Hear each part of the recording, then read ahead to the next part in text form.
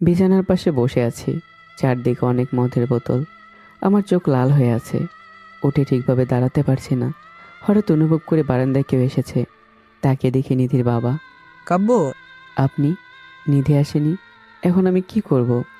আমি কালোকে কিছু বলে এই বাসায় নিয়ে আসবো আর এখানে কয়েক মাস থাকতে বলবো। আশা করি তোমার সাথে সময় কাটালে তোমার কথা ওর মনে পড়বে। কেঁদো না, ভালোবাসার মানুষকে হারানোর ব্যথা সহ্য করা কঠিন। আমি তোমাদের আলাদা হতে দেব না। নিধির বাবা চলে যায়। আমি লাইট জ্বালিয়ে দেখি রুমের অবস্থা খারাপ।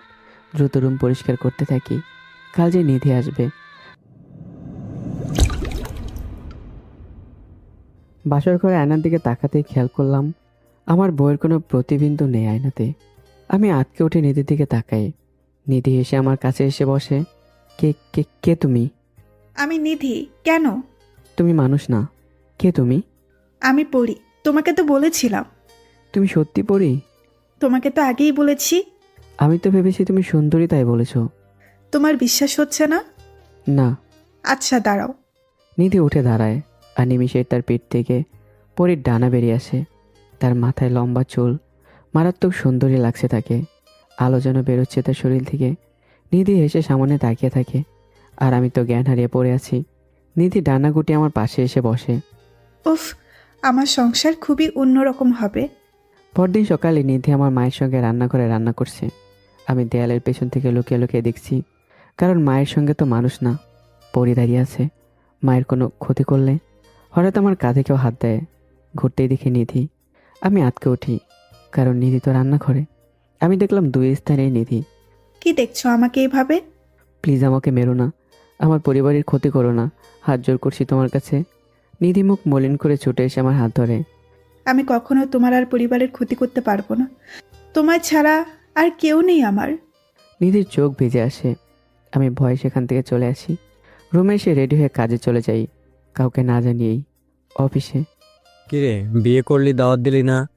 আরে আমি মানুষ বিয়ে করিনি, পরি বিয়ে করেছি। কস কি, এত সুন্দরী? আরে ও আসলেই পরি। ভাগ্য ভালো তোর, পরীর মতো বউ পাইলি। আরে ধুর, আমি বুঝতে পারলাম কাউকে কিছু বলে লাভ নেই। নিধিকে আমি নিজেই পছন্দ করেছিলাম। প্রথম দেখায় ভালো লাগা বা ভালোবাসা, কিন্তু এখন নিধিকে ভয় পাচ্ছি। আমি রাতে দেরি করে বাসায় ফিরলাম। ভাবলাম পরি বউ ঘুমিয়েছে। বাসার চাবি দিয়ে দরজা খুলতে দেখে নিধি সামনে দাঁড়িয়ে আছে। আমি ভয়ে একটু পিছিয়ে যাই। লেট হলো যে? আর হবে না, সরি। আরে না, সেটা না, কাজ বেশি ছিল। একটু। যাও ফ্রেশ হয়ে নাও, খাবার দিচ্ছি। কি খাবার? আমি তো মানুষের খাবার খাই। কাব্য, সেটাই রান্না করেছি। আজ ইচ্ছে নেই খাবার। আমি চলে আসলাম রুমে। নিধি একটু চুপ করে রুমে চলে যায়। গিয়ে দেখে আমি শুয়ে আছি, মাথায় হাত দিয়ে। নিধি বুঝে যায় আমার মাথা ব্যথা। আমার পাশে বসে আমাকে তার কোলে মাথা দিতে বলে, কিন্তু আমি তা করি না। কিন্তু নিধি চোখ গরম করতেই ভয়ে কোলে মাথা দেই। দিতে আমার নাকে এসে নিধির গায়ের একটা মিষ্টি ঘ্রাণ। নরম কোলে মাথা দিতেই যেন চোখে ঘুম জড়িয়ে আসে। আমি ঘুমোতেই নিধি আমাকে বিছানায় শুয়ে দেয়। কিন্তু নিধি বুঝলো আমি এক হাতে তার জামা ধরে আছি, তাই সেটা ছাড়ালো না। আমার কাছে সে ঘুমিয়ে পড়ল। ভোরের দিকে ঘুম ভেঙে যায়। উঠে দেখি নিধি রুমে নেই। হঠাৎ বারান্দার দিকে তাকিয়ে আত করলাম। একটা কালো ছায়া আমার দিকে তাকিয়ে আছে। আমি জোরে চিৎকার দিয়ে উঠি। আমার চিৎকার শুনে নররুম থেকে ছুটে এসে নিধি। নিধি দেখে আমার রুমের এক কোণায় আমি ভয়ে কাঁপছি। নিধি আমার পাশে এসে বসে। কি হয়েছে তোমার? ওখানে একটা কালো ছায়া। কালো ছায়া? হ্যাঁ, খুবই ভয়ানক। কাব্য, তুমি ভুল দেখেছো। কোথায় ছিলে তুমি? নাকি তুমি ছিলে সে? আরে না, আমি তো অন্য রুমে গিয়েছিলাম। কেন? তুমি না ভয় পাও, তাই। লাগবে না, এই রুমেই থাকো। নিধি একটু মুচকে হাসলো। আমি উঠে বিছানায় গিয়ে শুয়ে পড়লাম। আমি ভয় পেয়েছি বলে তোমাকে রুমে থাকতে বলছি? ওই ছায়া দেখে তুমি ভয় পাবে তাই বললাম। নিধি একটু হেসে মাথা নাড়ে। আমি ঘুমিয়ে পড়লে নিধি বারান্দায় বেরিয়ে যায়। রাস্তায় নামতে পাশের একটা গাছে একটা কালো ছায়া দেখে। নিধি রেগে যায়। তার চোখ জল করতে থাকে। ডানা বেরিয়ে আসে। হাত বাড়িয়ে ছায়াটার গলা চেপে ধরে উপরে তোলে। ছায়াটা ছটফট করতে থাকে। আর ক্ষতি করার চেষ্টা করলে কাউকে রেহাই দিব না। নিমিষে ছায়াটা ছাই হয়ে পড়ে যায়। নিধি এর উপর চুপ করে দাঁড়িয়ে থাকে। 2 দিন পর সকালে আমার ঘুম ভাঙে। উঠে দেখি নিধি পায়ের কাছে ঘুমিয়ে আছে। আমার কেমন যেন মায়া হয়। কি করব বুঝতে পারছি না। কারণ ও তো মানুষ না। আমি উঠে ফ্রেশ হয়ে দেখি নিধি এখনও ঘুমিয়ে। আমি একটু অবাক হলাম। আজ কিছু আত্মীয় আসবে, আর এখনও তো নাস্তাই বানানো হয়নি। আম্মু আজ বাসায় নেই। আত্মীয়রা এসে তো নিধির ব্যাপার অনেক কিছু বলবে। কেন যেন নিধির জন্য একটু অদ্ভুত মায়া হচ্ছে। আমি গিয়ে নিধির গায়ে একটা হালকা কাঁথা দিয়ে নিজে রান্নাঘরে চলে যাই। নিধির ঘুম ভেঙে গেলে সে উঠে দেখে তার গায়ে কাঁথা। একটু অবাকই হয়। তারপর উঠে বের হতেই দেখে আমি রান্না করে একাই রান্না করছি। নিধি দেয়ালে হেলান দিয়ে হেসে দেয়। আমি যতই ভয়ে থাকি না কেন, মনে যে নিধির জন্য ভালোবাসা আছে সেটা সে ভালোই বুঝতে পারছে। নিধি চুপচাপ দেখতে থাকে। এরপর ধীরে ধীরে আমার কাছে এসে দাঁড়ায়। আমি তাকে দেখে ভয়ে পিছিয়ে যাই। বাহ, আমার জামাই তো বেশ ভালো রান্না করে। না মানে, পুরস্কার চাই, তাই না? বলে আমার গালে একটা চুমু দেয় নিধি। আমি লজ্জায় লাল হয়ে সেখান থেকে বেরিয়ে আসি। আর নিধি হাসতে থাকে। নিধি বাকি রান্নাগুলো শেষ করে নেয়। তার একটু পরে আত্মীয়রা আসে। আমি আর নিধি সবার সাথে কথা বলতে থাকি। কিছু সময় কথা বলার পর আমি একটু রুমে যাই কিছু কাজে। কাজ শেষ করে আসতেই দেখলাম নিধি রান্না করে কাজ করছে। আর আত্মীয়দের একটা ছেলে নিধির কাছে এসে খুব মিশে কথা বলার চেষ্টা করছে। এটা দেখে আমার গায়ে যেন আগুন জ্বলে উঠল। আমি সোজা গিয়ে নিধির পাশে দাঁড়ালাম। সেই ছেলেটা আমার মুখ দেখে সরে যায়। এমনিতে রাগী চেহারা, তার উপর তো রেগে আছি। নিধি বুঝতে পেরে জুস নিয়ে সেই ছেলেটাকে দিতে যায়। আমার গায়ে আগুন যেন আরো বেশি লেগে যায়। আমি বারবার নিধির কাছে গিয়ে দাঁড়াই, কিন্তু নিধি সরে সেই ছেলের সঙ্গে গল্প করে। আমার বেশ রাগ ওঠে। আমি রেগে রুমে চলে আসি। নিধি তো মনে মনে হেসে খুন। আত্মীয়রা চলে গেলে নিধি আবার রুমে ফিরে আসে। আয়না সামনিকে চুল ঠিক করতে করতে বলল, ছেলেটা বেশ সুইটভাবে কথা বলে। হ্যাঁ খুব। নিধি মুচকে আসে। আমি অন্যদিকে তাকিয়ে আছি। হঠাৎ আমি উঠে বাইরে চলে যাব, তখনই নিধি আমার হাত ধরে। কই যাচ্ছ? জাহান্নামে। আমাকে নিয়ে চলো। আপনি তো পড়ি, যেখানে ইচ্ছে যান। বলেই হাত ছাড়িয়ে বেরিয়ে আসি। নিধি খেয়াল করে আমার মধ্যে সেই ভয়টা নেই, শুধু অভিমানী কণ্ঠ। রাত 10টার দিকে বাসায় ফিরে আসি। এসে সোজা বিছানায় শুয়ে পড়ি। নিধি এসে পাশে বসতেই আমি দূরে সরে আসি। এই শোনো, ওই ছেলেটার নাম কি? আপনার এত আগ্রহ কেন? আপনি না বিবাহিত? তাতে কি, আমার বর তো আমাকে ভালোবাসে না, ভয় পায়। হ্যাঁ, সব জানেন আপনি। ভালোবাসেন? আমি নিজেই বোকা বনে গেলাম। কিছু না বলে শুয়ে পড়লাম। নিধি পাশে শুয়ে পড়লো। আমি আজ কিছু বললাম না। গভীর রাতে হঠাৎ বাইরে বাতাস শুরু হয়। আমি একটু কোঁকড়ে যাই। নিধি হেসে তার ডানা বের করে আমাকে জড়িয়ে নেয়। আমি ঘরে নিধির দিকে মুখ করে ঘুমিয়ে পড়লাম। নিধি আমার দিকে তাকিয়ে থাকে। সকালে নিধি উঠে দেখে আমি বিছানাতে নেই। অবাক হয়ে বারান্দায় তাকিয়ে থাকে। আমি খোলা বারান্দায় একদম কোনায় দাঁড়িয়ে আছি। নিধি দ্রুত আমাকে ধরে টান দেয়। আমার হুঁশ ফিরে আসে। নিধি আমাকে জড়িয়ে ধরে। আমি বুঝতে পারি না যে সে এখানে কি করছে। নিধি কিছুটা হলেও বুঝতে পারছে কি হচ্ছে। সেদিন অফিসে যাবার পর নিধি তাকে একা বারান্দায় দাঁড়িয়ে। হঠাৎ একটা আলো রুমে প্রবেশ করে। নিধি ঘুরে তাকায়। বাবা? সামনে নিধির বাবা। কি হয়েছে, মন খারাপ কেন? কাব্যর সাথে এটা কেন হচ্ছে? আমি যা ভাবছি তা। হ্যাঁ, ওর উপর আপন কেউ কালো জাদু করেছে যাতে ও। হবে না সফল।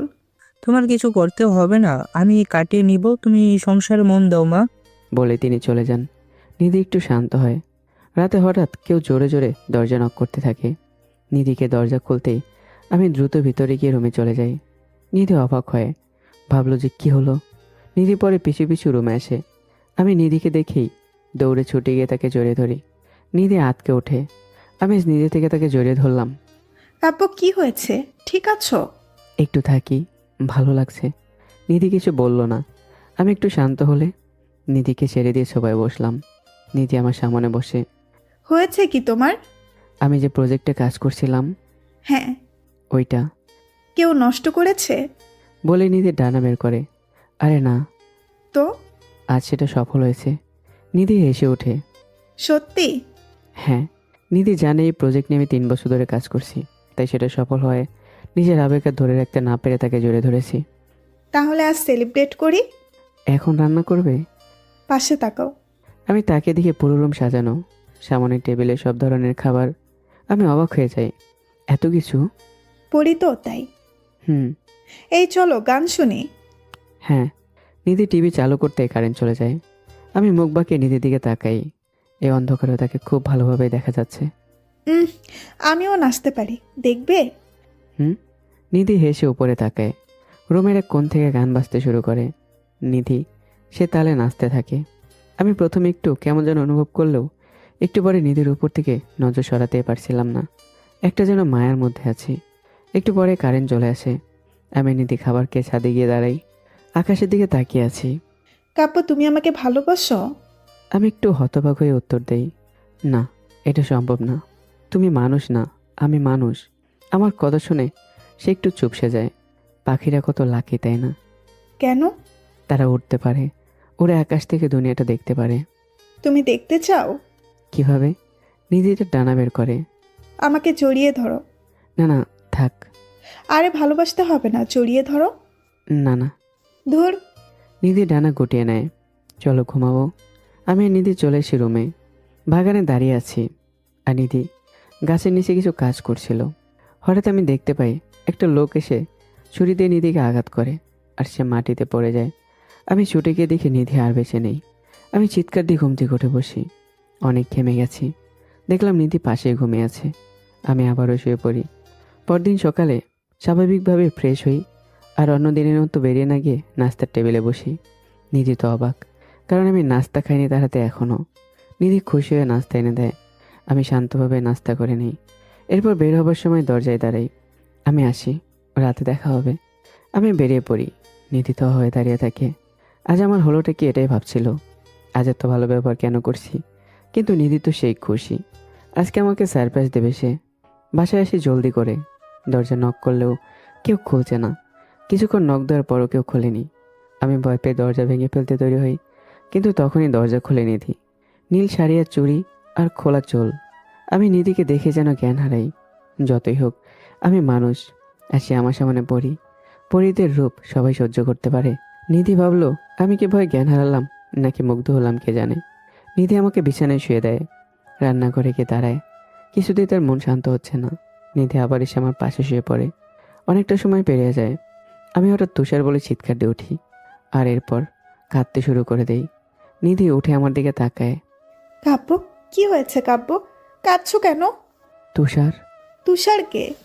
আমার ভাই। কি হয়েছে তার? আমি কিছু না বলে ডুকরে কেঁদে উঠি। নিধি আমাকে চেপে শান্ত করার চেষ্টা করে। কাব্য, বলো না কি হয়েছে? তুষার আমার ভাই ছিল। আমরা সবসময় হাসি মজায় থাকতাম। আমি কখনো ভালোবাসায় বিশ্বাস করতাম না, কারণ আমার এমন কেউ ছিল না। কিন্তু তুষারের ছিল। একদিন সে কোনো কারণ ছাড়াই চলে যায়। তুষার তখন কিছু না বলেই থাকে। এরপর তুষার রাতে আমাকে অনেক কিছু বলে জীবনের ব্যাপারে। এর পরের দিনই সে কাজের কথা বলে বের হয়, কিন্তু তার আর ফেরা হয়নি। রাস্তায় একটা অ্যাক্সিডেন্টে সে চলে যায় আমাকে ছেড়ে। আজ আমি তাকে দেখেছি বলে আমি দ্রুত উঠে বাইরে হাঁটা শুরু করি। নিধি আমার পিছু নেয়। আমি সোজা কবরের সামনে গিয়ে দাঁড়াই। তুষারের কবর। টুকরে টুকরে কেঁদে উঠি। ঠিক বাচ্চাদের মতো করে কাঁদতে থাকি। নিধি দূরে দাঁড়িয়ে দাঁড়িয়ে দেখছে। তার কিছুই করার নেই। আমার কান্না দেখে তারও কান্না পাচ্ছে। চোখ মুছে আমার পাশে বসে। আমি তাকে দেখে জড়িয়ে কাঁদতে থাকি। একটা মারাত্মক চাপা কান্না কান্না করতে থাকি, যেন কান্না থামছে না। আমাকে তো দুর্বল কখনো দেখেনি নিধি। রাতে ঘুমানোর সময় চুপ করে আছি। নিধি এসে পাশে বসতেই আমি তার দিকে তাকাই। আমার জীবনে তুষারই ছিল, যাকে আমি ভালোবাসি, আমার ভাই। কিন্তু ও যাবার পর তুমি আমার জীবনসঙ্গী হিসেবে এলে। যখন জানলাম তুমি মানুষ নাও, ভেঙে পড়েছিলাম। কিন্তু এখন আমি তোমাকে হারাতে পারবো না। তুষার যে কষ্ট পেয়েছে সেটা আমি পেতে চাই না। নিধি আলতো করে আমার বুকে মাথা দেয়। আমি নিধিকে শক্ত করে জড়িয়ে ধরি। আকাশের দিকে তাকিয়ে থাকি। হয়তো তুষার দেখছে। পরের দিন সকালে নিধির ঘুম ভেঙে যেতে এসে দেখলো আমি সামনে কি যেন খুঁজছিলাম। নিধি উঠে দাঁড়ায়। কি খুঁজছো? আমাকে বলো। তোমার পা দেখি, উল্টো না তো? কাব্য, আমি পড়ি, পেতনি না। পা দাও। নিধি পা দেখাতেই আমি একটা পায়ে নিধির পায়ে জড়িয়ে দিই। এটা আমি আর ভাই মিলে দুটো কিনেছিলাম। একটা তো, যাই হোক, আরেকটা আমি রেখে দিয়েছিলাম। নিধি হেসে সেটার দিকে তাকায়। বেশ মিষ্টি দেখতে। নিধি এসে আমার গালে একটা চুমু দেয়। আজ আমরা নাস্তা বানাবো। আমি? আমরা। আমি হেসে নিধির হাত ধরে টেনে রান্না করে নিয়ে যাই। আমার এই পরিবর্তন দেখে নিধি অবাক, কিন্তু নিধি বুঝতে পারছে না যে হারানোর ভয়ে আমি এমন হয়ে আছি। তুষার যেখানে সবাইকে ফেলে চলে গেছে, এটা দেখে আমি এখন এসে শখে আছি। নিধি রুটি বানানো শুরু করে, কিন্তু আমাকে বিরক্ত করতে ইচ্ছে করেই রুটি বাঁকা বানায়। আমি বুড়ো গোছকে বললাম, এভাবে না। তুমি দেখিয়ে দাও। আচ্ছা। আমি কি নিধির পাশে দাঁড়াই। সরো। না, এভাবেই বানানো শেখাও। আমি নিধিকে পেছন থেকে আলতোভাবে জড়িয়ে রুটি বানাতে থাকি। নিধি যেন আমার বুকের সাথে মিশে যায়। আমি হঠাৎ আলতোভাবে তার পেটে হাত বুলিয়ে তাকে জড়িয়ে ধরি। নিধি চোখ বন্ধ করে ফেলে, হাত শক্ত করে রাখে। আলতো করে ঠোঁটে ঠোঁট ছোঁয়াতে কেঁপে ওঠে নিধি। শিহরিত হয় পুরো শরীর। আমি কোমর চেপে ধরে আরো কাছে নিয়ে আসি, কিন্তু হঠাৎই নিধি দূরে সরে যায়। কাব্য, রুটি পুড়ে যাবে ফাজিল। আমি রুটি বানাতে থাকি। এদিকে আমার এক আত্মীয় জামিলা আর তার মেয়ে ঘরে কোনো কিছু নিয়ে কথা বলছে। মা, তুমি আর কত সময় নেবে? এদিকে ওই মেয়ে কাব্যকে নিয়ে সংসার করছে। তুমি বলেছিলে ওই মেয়ের সাথে কাব্যের ডিভোর্স হয়ে যাবে, কিন্তু হয়নি। হবে হবে, কাল তুই ওদের বাসায় যাবি, আমি তোকে দিয়ে আসব। আমি কাব্যের মাকে বলেছি তোর পড়ার জন্য তুই 1 মাস ওদের বাসায় থাকবে। কাব্যের মা গ্রামে, আর তুই এই তাবিজটা ওদের বাসায় রাখবি। দেখবি ওদের মধ্যে অশান্তি শুরু হবে আর কাব্যের নজর তোর দিকে পড়বে, ব্যাস। বাহ মা, ঠিক আছে। জামিলা রানীকা হাসতে থাকে। এদিকে আমাকে সেলাই শেখাচ্ছে নিধি। কেন সেটা নিধিও জানে না। সময় কাটাতে কাজ করতে করতেই আমি নিধির কোলে শুয়ে পড়ি। নিধি মুখ বাঁকিয়ে রাখে। মিস্টার কি সবসময় রোমান্টিক মুডে থাকেন? না তো। ওঠো। জি ম্যাম। আমি হেসে উঠে বসি, কিন্তু আমরা জানতাম না আমাদের সুখে কোনো অশুভ ছায়া এসে যাবে। পরদিন সকালে আমি আর নিধি নাস্তা করছিলাম, তখনই দরজায় টোকা পড়ে। নিধি দরজা খুলতেই দেখলো বাইরে আছে আনিকা আর জামিলা। আচ্ছা, পরীক্ষা অবধি আনিকা আমাদের সাথেই থাকবে, সমস্যা কি? তুমি বাঁচালে আমায় বাবা। না না, আপনারা তো আমার পরিবারের মতনই, আরও আমাদের সাথে আমাদের তো ভালোই লাগবে। আনিকা এসে আমার দিকে তাকিয়ে আছে। নিধি এটা খেয়াল করে। জামিলা অন্যদিকে তাকাতেই আমার গায়ে একটা জোরে চিমটি কাটে নিধি। আমি উহ করে উঠি। কি হলো বাবা? না কিছু না খালা। তাহলে আমি আসি? না না, আজ থেকে যান। না, অন্য এক সময় থাকবো নে। আচ্ছা। জামিলা চলে গেলে আমি আনিকাকে তার রুম দেখিয়ে দিই। নিধি হাত গুটিয়ে পেছন পেছন ফলো করে। আমি আনিকার সাথে হেসে হেসে কথা বলায় তার গায়ে আগুন জ্বলছে। আনিকাকে রুমে দিয়ে আমি বেরোতেই আমাকে দেয়ালের সাথে চেপে ধরে। আমরা খুব খুশি হব, তাই না? আমরা নাকি তুমি? আরে ও তো আমার ছোট। তাহলে কি তোমার সিনিয়র পছন্দ?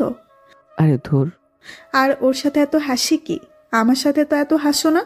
ঝলে। আমার চলবে না তো কার চলবে? নিধি মুখ বাঁকিয়ে চলে যায়। আমি বুঝলামই না কি হচ্ছে। একটু পর নিধিকে না পেয়ে নিজে আনিকার জন্য কফি বানিয়ে নেই। আনিকার রুমের দিকে যাব, তখনই নিধি। কি নিয়ে যাচ্ছ তোমার আনিকার জন্য? কফি? বাহ, আমার শরীর খারাপ হলে তো একটু পানিও গরম করে দাও না। তোমার শরীর কবে খারাপ হলো? ও মানে তুমি চাও আমার শরীর খারাপ হোক তারপর দিবা? বাহ। আরে। এই কফি দাও। নিধি কফির কাপটা নিয়ে আরেকটা কাপ আমাকে দেয়। এটা কি? আদা দিয়ে চিনি ছাড়া রং চা, স্বাস্থ্য ভালো থাকবে। ও তো রং চা খায় না। আজ খাবে, দাও আমি দিচ্ছি। নিধি নিজে চায়ের কাপ নিয়ে আনিকা রুমের দিকে হাঁটে। আনিকা শোনা। আনিকা মাত্র গোসল করে বের হয়। নিধি রুমে যায়। আনিকা নাও কি এটা? রং চা। কিন্তু আমি তো রং চা খাই না। এটা স্পেশাল। কেন? এটা তোমার ভাইয়া বানিয়েছে। কাব্য বানিয়েছে? কাব্য? কাব্য আমার জন্য চা বানিয়েছে? দাও দাও। আনিকা কাপ নিয়ে চুমুক দেয়। ছি, এতে তো চিনি নেই। আসলে কাব্য ভাবলো চিনি খেলে তোমার শরীর খারাপ করবে। আমার জন্য কাব্য ভাবে? বলে আনিকা চা খেতে থাকে। নিধি হেসে বেরিয়ে আসে। আমি বাইরেই ছিলাম। নিধি আমার সামনে এসে আমার বানানো কফিতে চুমুক দেয়। আহা, কি কফি! তারপর নিধি হাঁটতে হাঁটতে চলে যায়, আর আমি মুচকে আসতে থাকি। দুপুরের দিকে নিধি রান্না করে আর আমি টিভি দেখছি। এই সুযোগ নিয়ে আনিকা আমার রুমে চলে আসে। মায়ের কথা মতো রুমের চারদিকে কয়েকটি কাগজের টুকরো লুকিয়ে রাখে। এরপর বেরোতে যাবে, তখনই দেখে সামনে নিধি। তুমি এখানে কি করছো? না মানে রুম দেখছিলাম, সুন্দরভাবে সাজিয়ে রেখেছো। আচ্ছা, এসো। নিধি রান্না করে চলে যায়। আনিকা গিয়ে দেখে আমি সেখানে। আনিকার রাগ হয়। সে তার ব্যাগ থেকে তেল নিয়ে রান্না করে রাস্তায় ঢেলে রাখে। এরপর টিভির সামনে এসে বসে সেদিকে তাকিয়ে থাকে। একটু পরে নিধি খাবার নিয়ে টেবিলের দিকে আসে। আনিকা তৈরি হয়ে যায় নিধির পড়ে যাওয়া দেখার জন্য, কিন্তু নিধি তেলের উপর দিয়ে সহজে পার হয়ে চলে আসে। আনিকা পুরো অবাক, ভাবছে কি হলো ব্যাপারটা। নিধি তাকিয়ে দেখে আনিকা তার দিকে তাকিয়ে আছে। কি হলো, তাকিয়ে আছো কেন? না এমনি। ওরে মারে। আনিকা নিধি তাকিয়ে দেখে আমি ফ্লোরে পড়ে আছি। আপনারা নিশ্চয়ই বুঝেছেন যে ওই ফাঁদে আমি পড়ে গেছি। নিধি আমাকে তুলে দাঁড় করায়। ইস ভাবি, তুমি এখানে তেল ফেলে রেখেছো, একটু দেখে কাজ করবে তো নাকি? আমি তো তেল ফেলে রাখিনি। তাহলে তেল কিভাবে এলো? আমি ফেলেছি নাকি জিন ফেলেছে? আমি সেটা বলিনি। আচ্ছা বাদ দাও।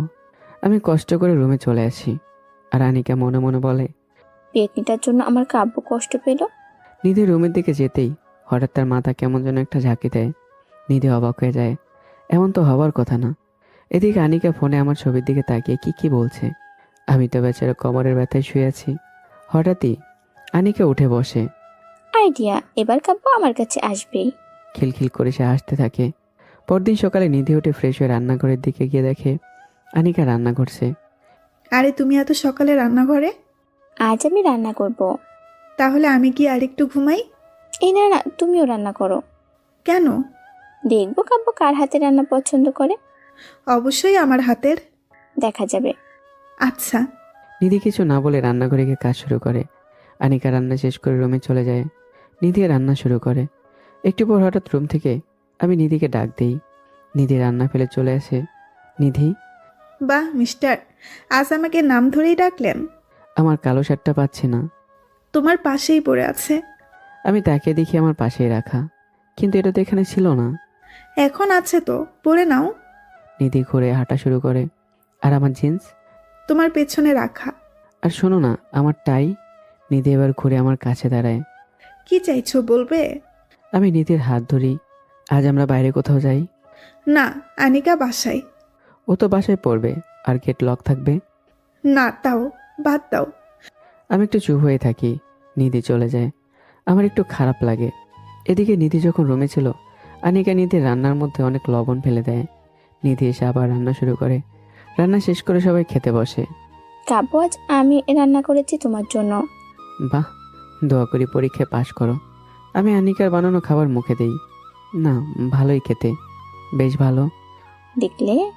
নিধি ইশারা করে বলে আনিকা। কাব্য নাও। আমি নিধির দিকে পুরোপুরি না দেখে রান্না করা খাবার মুখে নেই। খাবার খেয়েই এটাও বেশ ভালো হয়েছে। আনিকা পুরো অবাক। কাব্য, সত্যি ভালো হয়েছে নাকি মিথ্যা বলছো? না, ভালোই হয়েছে। আনিকার তেলে বেগুনি জ্বলে ওঠে। আচ্ছা তোমরা খেয়ে নাও, আমি অফিসের কিছু ফাইল ঠিক করে নিই। আমি উঠে রুমে চলে আসি। রুমে এসেই জিভ বের করে অদ্ভুত রকম মুখ বানাই। ইস, এত লবণ কেন? এদিকে নিধি নিজের বানানো খাবার মুখে দিতেই চমকে যায়। কিছু না বলে উঠে রুমে চলে যায়। এসেই দেখে আমি ফাইল নিয়ে দাঁড়িয়ে আছি। নিধি ছুটে এসে আমাকে জড়িয়ে ধরে। আমি আতকোটে বিছানায় পড়ে যাই। আর নিধি আমার ওপর।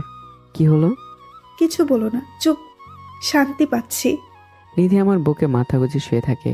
এদিকে দরজার বাইরে থেকে এটা দেখে ফেলে আনিকা। রাগে তো সে ফুঁসতে থাকে। আনিকা খাবার টেবিলে এসে একটা প্লেট নিয়ে নিচে ফেলে ভেঙে ফেলে। আর দ্রুত একটা টুকরো দিয়ে নিজের হাত কেটে ফেলে। তারপর চিৎকার দেয়। আমি আর নিধি ছুটে যাই। আনিকা। আমি আনিকার কাছে ছুটে যাই। আনিকা কাঁদতে কাঁদতে দেখায় যে তার হাত কেটে গেছে। ইস নিধি, যাও তো ব্যান্ডেজ নিয়ে এসো। আমি? হ্যাঁ যাও। নিধি হাত বাড়িয়ে ব্যান্ডেজটা আমাকে দেয়, কারণ তার তো কোথাও যেতে হয়নি। আনিকাকে বসিয়ে তার হাত ব্যান্ডেজ করতে থাকি। আনিকা নিধির দিকে তাকিয়ে একটা অদ্ভুত হাসি দেয়। নিধি বুঝতে পারলো না আনিকা কেন করলো এটা। দুপুরের দিকে রুমে এসে দেখি নিধি জানালার পাশে চুপচাপ বসে আছে। আমি গিয়ে পাশে বসি। কি হয়েছে? আমি তোমার জীবনে আসায় তোমার অনেক ক্ষতি হলো, তাই না? কেন? আমাকে বিয়ে করে সুখী না তুমি? আচ্ছা নিধি, এগুলো কি বলতে পারো? আমার পর সব পুরস্কার রাখার একটা বিশেষ জায়গার দিকে তাকিয়ে বললাম। হ্যাঁ, তুমি যত পুরস্কার পেয়েছো সব। ভাবছি এগুলো এখন ফেলে দেব। কেন? আমি উঠে এই পুরস্কারগুলো একটা ব্যাগে ফেলতে থাকি, কিন্তু অবাক হয়ে যায়। এগুলো আমার বেশ প্রিয়, তাহলে ফেলছি কেন এটাই ভাবছে। সব পুরস্কার ফেলার পর আমি জায়গাটা মুছে নিধির কাছে আসি। নিধিকে কোলে তুলে নিই। এরপর সেই পুরস্কারের স্থানে নিধিকে বসিয়ে দেই। এগুলোর থেকে বেশি দামি পুরস্কার পেয়ে গেছি তাই। নিধির চোখ বেঁচে আসে। আমাকে কাছে টেনে কপালে চুমু দেয়। নিধি লাফ দিয়ে আমার কোলে উঠে আসে। এই আস্তে, তুমি এত হালকা কেন? পড়ি যে, তাই। ও। এদিকে আনিকা রুমে একা একা বসে আছে। নিধিকে বাইরে দেখতে না পেয়ে ধীরে ধীরে রান্না করে যায়। চোলা নিচে একটা কাগজ রেখে চলে আসে। নিধি আস্তে আস্তে রান্না করে এসে কফি বানাতে থাকে। এদিকে আনিকা চুপি চুপি আমার রুমে এসে আমার পাশে বসে। সারাদিন রুমে থাকলে হবে? তাহলে কি করব? চলো আমরা ঘুরে আসি। ভালো আইডিয়া, নিধিকে বলি। না না, উনি তো রান্না করছে। তাহলে পরে যাই। না, আমি এখনই যাব, আমি এখনো বাইরের কিছুই দেখিনি। আচ্ছা চলো। আমি আর আনিকা বেরিয়ে যাই। যাবার সময় নিধিকে বলে আসি যে আমরা একটু হেঁটে আসছি। নিধি কিছু বলতে গিয়ে বলতে পারলো না। নিধি সকালে আনিকার জন্য আমাকে না করলো, আর আনিকা এখন তাকে ফেলেই আমাকে নিয়ে চলে গেল। আনিকা রাস্তা দিয়ে হাঁটার সময় নানা রকম বাহানায় আমার হাত ধরার চেষ্টা করে। সন্ধ্যা হয়ে গেলে দুজনেই ফিরে আসি। নিধি দরজায় দাঁড়িয়েছিল। আনিকা আবার একটা অদ্ভুত হাসি দিয়ে রুমে চলে যায়। নিধির আগে ফুঁসতে থাকে, আর আমি একটা আইসক্রিম নিধির দিকে বাড়িয়ে দিই। নিধি রেগে তাকায়। আমি একটু ভয়মাখা হাসি দেই। নিধি আমার কলার ধরে ঘাড়ে একটা গভীর চুমু দিয়ে ঠোঁটের দাগ বানিয়ে দেয়। এটা যেন কাল অব্দি না মোছে, না হলে খবর আছে। আমি হতবাক মার্কা হাসি দিয়ে দাঁড়িয়ে থাকি। রাতে খাবার টেবিলে সবাই বসে আছি। হঠাৎ আনিকা আমার দিকে তাকিয়ে দেখে আমার ঘাড়ে ঠোঁটের দাগ। কাব্য, তোমার গায়ে কিসের দাগ ওটা? আমার ঠোঁটের। কেন? মুছে ভালো কাব্য, বাজে লাগছে। না থাক, সমস্যা নেই। নিধি হেসে আনিকার দিকে তাকায়। আনিকা খাবার রেখে উঠে চলে যায়। ওর কি হলো? হয়তো খিদে নেই। আমি কিছু না বলে খাওয়ায় মন দেই। আমি খাওয়া শেষ করে রুমিকে বারান্দায় গিয়ে দাঁড়াই। কিছুক্ষণ পর নিধি আসে। নিধি এসে আমাকে জড়িয়ে ধরে। কি হলো? কি জানি, কিছু একটা ঠিক নেই। কেন?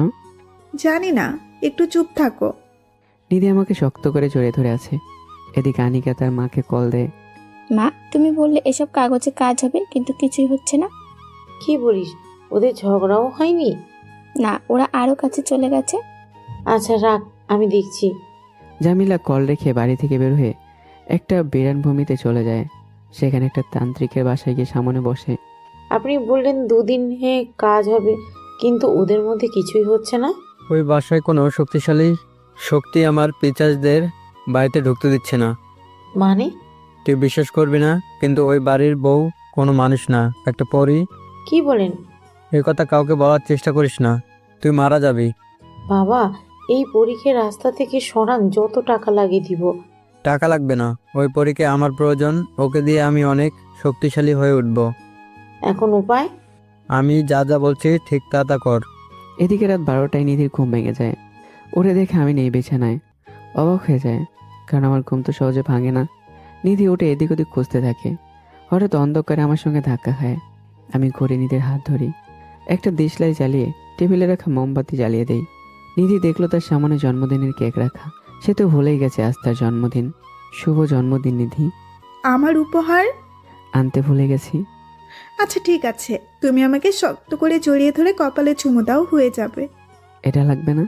নিধি দেখে আমার হাতে কালো শাড়ি। এই, না না, লাগবে তো। নাও, এটা পরে এসো। না, তুমি পরিয়ে দাও। বলে গায়ের শাড়িটা টান দিয়ে খুলে ফেলে দেই। আমি নিধির শরীরের দিকে তাকাতেই আবারও জ্ঞান হারানোর অবস্থা। নিধি আমাকে ধরে ফেলে। এভাবে জ্ঞান হারাও কেন? তুমি পড়ি, আর তোমার শরীর দেখে আমি জ্ঞান কিভাবে রাখবো? হয়েছে, রাখো, শাড়ি পরাও। আমার হাত কাঁপছে।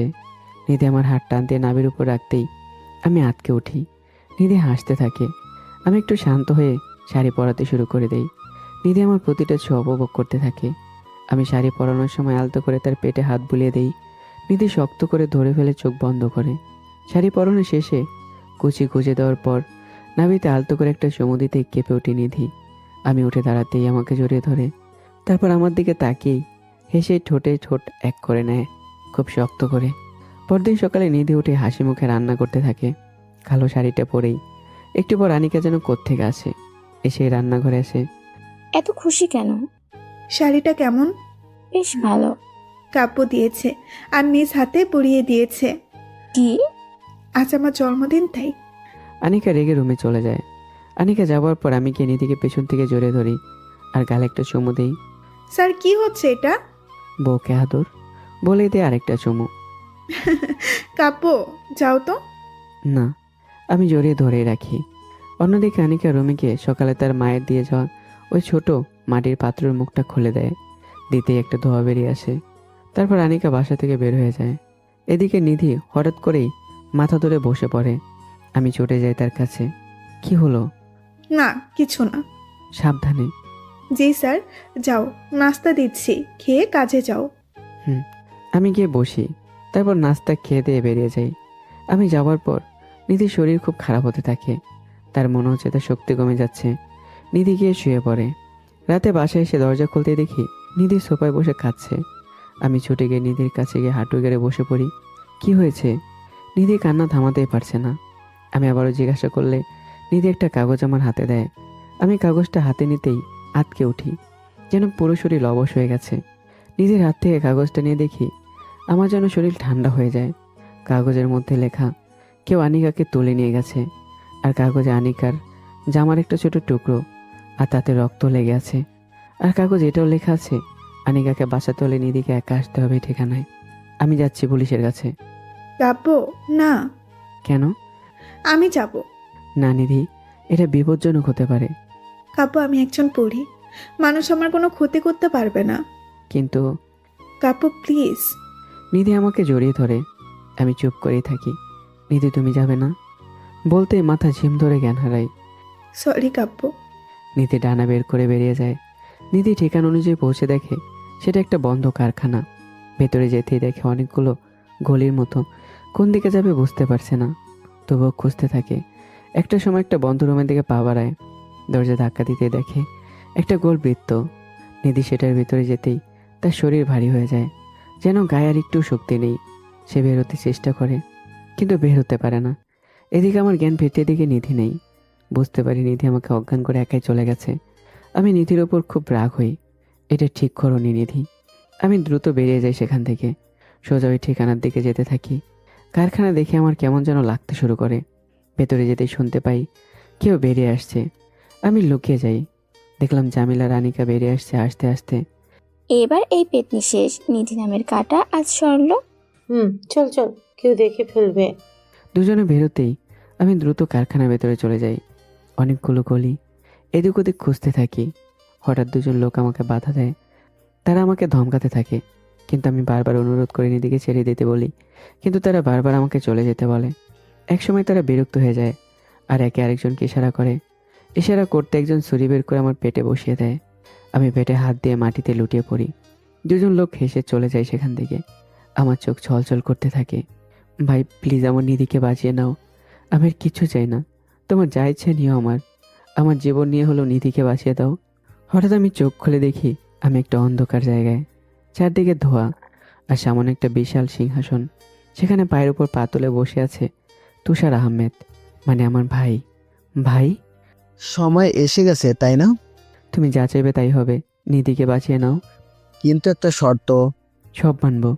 তুমি আমার সাথে মিশে যাবে। কাব্য ও তুষার আহমেদ এক হয়ে যাবে। তুষার আহমেদ, কাব্য দ্য ডেভিল। আমি রাজি। হুট করে জীবিত হয়ে উঠে বসি। সামনের দিকে তাকাই। আমার চোখ লাল আগুনের মতো জ্বলে ওঠে। উঠে দাঁড়াই। এদিকে নিধি সেই বৃত্তের মধ্যে জ্ঞান হারায়। বাইরে তান্ত্রিক বসে মন্ত্র পড়ছে। হঠাৎ সে দেখতে পায় সামন থেকে আমি তার দিকে আসছি, আর আমার চোখে কোন আগুনের মতো জ্বলছে। তান্ত্রিক নানা রকম মন্ত্র পড়তে থাকে। আমি হেসে এগিয়ে যাই। সরি তান্ত্রিক, ডেভিলের ওপর কাজ করবে না এসব বলে আমি তান্ত্রিককে গলা চেপে ধরে তুলে ধরি। কে তুমি? আমি হেসে নিজের আসল চেহারা দেখে দিই। তান্ত্রিক দেখে ভয় চিৎকার দিয়ে বুকে হাত দিয়ে ছটফট করতে করতে মারা যায়। আমি তাকে ফেলে দিয়ে নিজের সুর ঠিক করে নেই। বাহ, এটা ইজি ছিল। এবার কাব্যের নিধির পালা। কিন্তু সেই রুমের সামনে যেতেই আমার জ্বলন্ত চোখ নিভে যায়, আর আমি মাথা ধরে বসে পড়ি। তারপর উঠে রুমের ভেতরে চলে যাই। নিধি নিচে পড়ে আছে। আমি নিধিকে নিয়ে বাসায় চলে আসি। সকালবেলা নিধির জ্ঞান ফিরে আসে। উঠে সে নিজেই জিজ্ঞাসা করে, আনিকা কোথায় কাব্য? ও তো কাল চলে গেল। ওকে তো কেউ কিডন্যাপ করেছিল। নিধি, তুমি স্বপ্ন দেখছো? মানে? মানে কাল আমি বাসায় এসে দেখি তুমি ঘুমিয়ে আছো। না, আমি তো। নিধি, বললাম তো। নিধি আর কিছু বলে না। তারও যেন কেমন অদ্ভুত লাগছে। আমি নিধির মাথায় হাত বুলিয়ে চলে যাই। নিধি কাঁথা বুকে চেপে শুয়ে আছে। আমি বেরিয়ে রান্নাঘরে নাস্তা বানিয়ে নিধির পাশে রেখে দেই। নিধির গায়ে একটু জ্বর, কিন্তু এটা থাকার কথা না। আমার তেমন কিছু মনে নেই। সকাল হতেই আমার মস্তিষ্ক থেকে রাতের ঘটনাগুলো কেমন যেন মুছে যাচ্ছিল। তারপর আমি অফিসে চলে যাই। অফিসে বসে ভাবতে থাকি নিধির থেকে আমার গোপন কথাগুলো লুকিয়ে রাখা ঠিক কিনা। কাজ শেষ করে বিকেলে চা খেতে বের হই। চায়ে চুমুক দিতেই খাতে হাত পড়ে। কি ভাবছিস? তেমন কিছু না। কি হয়েছে? আমি কে? মানে? আমার নাম কাব্য? পুরোটা হুম। বল, আশেপাশে কেউ নেই। তুষার আহমেদ কাব্য। কিন্তু এটা তুই ছাড়া কেউ জানে না। হুম। এটা নিধির থেকে লুকানো ঠিক হচ্ছে? কেন? আমার যে সত্তা আমার মধ্যে ছিল না, যার জন্য আমি অসম্পূর্ণ ছিলাম, সে ফিরে এসেছে। কিন্তু কিভাবে? আমি একটা সওদা করেছি। তালিম কিছু বলল না। রাতে আমি বাসায় এসে দেখি বাসায় অনেক মানুষ। একটু ভেতরে যেতে দেখি পুলিশ। আর রান্নাঘরে গিয়ে আমি হতবাক হয়ে যাই। ফ্লোরে রক্তাক্ত হয়ে পড়ে আছে আর নিধি কাঁদছে। তার হাতে রক্ত। নিধি দৌড়ে এসে আমাকে জড়িয়ে ধরে খাবো খাবো, আমি সত্যি অনেকে মারিনি। বলেই সে কাঁদতে থাকে। আমি কি বলবো বুঝতে পারছি না। কে করলো এটা? নাকি অন্য কেউ যে নিধির ক্ষতি চাইছে? আমি দ্রুত নিধিকে কাছে টেনে নেই। আমি কিচ্ছু করিনি, আমি বাইরে গিয়েছিলাম, কিন্তু এসে দেখি আনিকা এখানেই। বলে কাঁদতে থাকে নিধি। অফিসার, চিন্তা করো না কাব্য, প্রমাণ পাওয়ার আগে নিধিকে আমরা নিচ্ছি না, কিন্তু ও যেন শহর না ছাড়ে। আর কাব্য, আমি এগিয়ে যাই। চেষ্টা করো ওকে শান্ত করে ঘটনাটা জানতে, আমি বাকিটা সামলে নিচ্ছি। আমি মাথা নাড়ি। কিছুক্ষণের মধ্যে লাশ নেওয়া হয়। পুলিশ সব কিছু খুঁজেও কিছু না পেয়ে চলে যায়। আমি নিধিকে নিয়ে রুমে যাই। আমি জানি না কে করেছে। আমি নিধি, আমি জানি আমি তোমার পাশে আছি। আসল অপরাধীকে পুলিশ খুঁজে বের করবেই। হুম। নিধি কাঁদতে কাঁদতে আমাকে জড়িয়ে ধরে। নিধি, তুমি ঠিক আছো? কেন? তুমি? আমি জানালার দিকে তাকাই। সেখানে ফুলের গাছটা মরে গেছে। নিধি বাসায় থাকলে এই গাছটার ফুল ফুটে থাকে। আমার মন ভালো না থাকলে ফুলও ফোটে না। নিধি। আমি নিধিকে শুয়ে দেই, কিন্তু নিধি এসে আমার কোলে শুয়ে পড়ে। আমি আলতো করে মাথায় হাত বুলিয়ে দিতে থাকি। নিধি সহজেই ঘুমিয়ে পড়ে। আমি উঠে বাসা থেকে বেরিয়ে যাই। সে তান্ত্রিকের দুইজন লোক একটা বাসায় একসাথেই থাকে। হঠাৎ রাতে দরজায় টোকা পড়তেই একজন উঠে দরজার কাছে গিয়ে ফিসাই লেন্স দিয়ে বাইরে তাকায়। তখনই দরজা ভেঙে পড়ে তার উপর। আরেকজন এসে তাকে তোলে। সামনে আমি দাঁড়িয়ে। কিছু জানার ছিল। লোক দুজন চিৎকার দিয়ে ওঠে। সকালে নিধির ঘুম ভেঙে যায় আমার হাতের ছোঁয়ায়। চোখ খুলে দেখে আমি হেসে তাকিয়ে আছি। শুভ সকাল। হুম। নিধি, ওঠো, আজ অনেক কাজ। আমি নিধিকে টেনে তুলি, কোলে তুলে নেই, নিয়ে ফ্রেশ হতে চলে যাই। নিধি আমার কোলে থেকে ফ্রেশ হয়ে নেয়। এরপর আমি তাকে কাঁধে ঝুলিয়ে রান্নাঘরে চলে যাই। রান্নাঘরে গিয়ে নামাই। চলো রান্না করব। নিধি মাথা নাড়ে। আমি আর নিধি একসাথে রান্না করতে থাকি। আমি রুটি বানানোর সময় আটা নিধির নাকে লাগিয়ে দেই। নিধি নাক ফুলে আমার দিকে তাকায়। আমি তা দেখে হাসতে থাকি। তবে রে, নিধি আমাকে তাড়া করে আর আমি হাসতে হাসতে দৌড়াতে থাকি। একসময় নিধি আটা আমার মুখে মাখিয়ে দেয়। এটা ঠিক না, দাঁড়াও। এবার আটা আমি নিয়ে নিধিকে তাড়া করি। এবার অনেকক্ষণ কেটে যায় আমাদের। দুপুরে খাবারের পর শুয়ে টিভি দেখছিলাম। নিধি আমার বুকের ওপর শুয়ে আছে। হঠাৎ নিধি উঠে উঠে রুমে যায়। আমি কিছু বললাম না। নিধি ফিরে আসে একটা ব্যাগ নিয়ে। এতে কি? এতে নিধি ব্যাগ থেকে 3টা কাগজ বের করে। এগুলো কালো জাদু করতে ব্যবহার করা হয় কাব্য।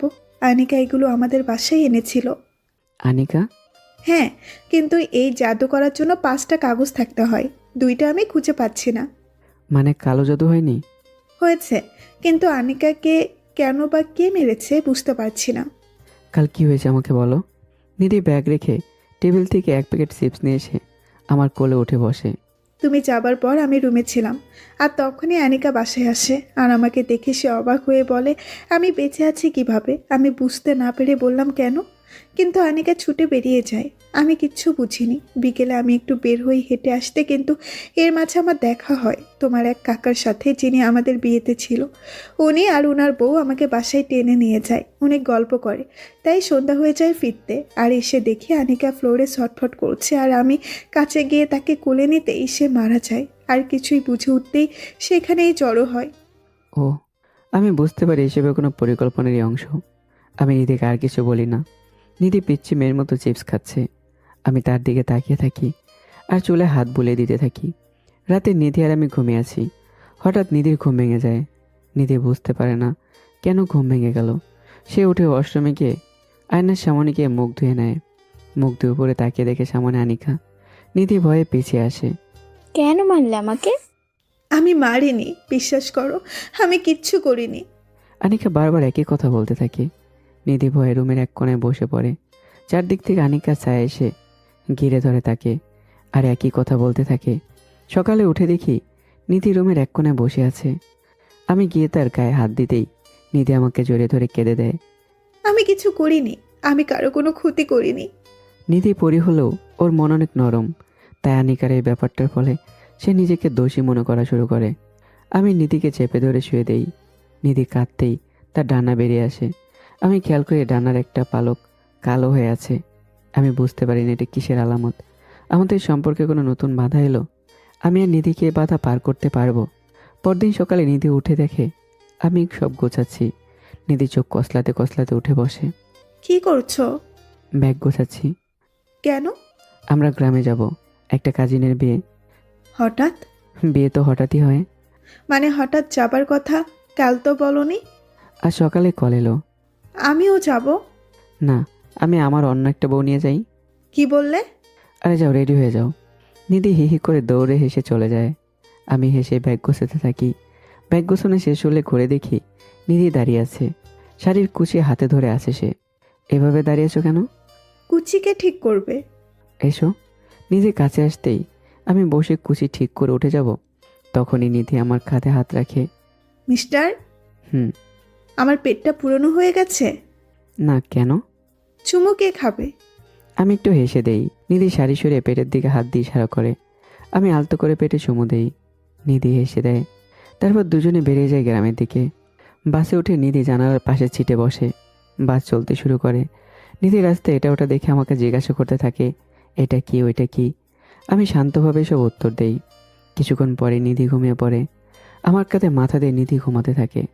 বাস থেকে নামতেই নিধি আর আমি একটা গাড়িতে করে সোজা গ্রামের দিকে চলে যাই। নিধি আবারও রাস্তায় এটা ওটা জিজ্ঞাসা করতে থাকে।